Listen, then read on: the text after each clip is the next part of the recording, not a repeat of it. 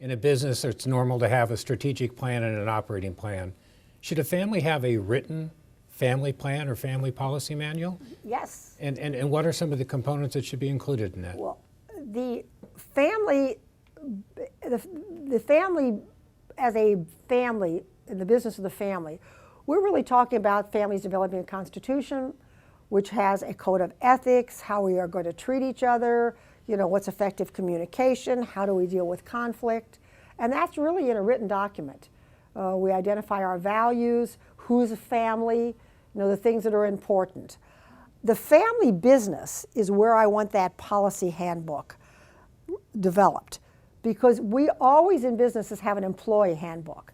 And I think that in family businesses, we develop that same policy manual, which says things like who can come in, how do we hold family members accountable, what is the dividend policy, how do we exit the family business, what is the relationship of the family to the community.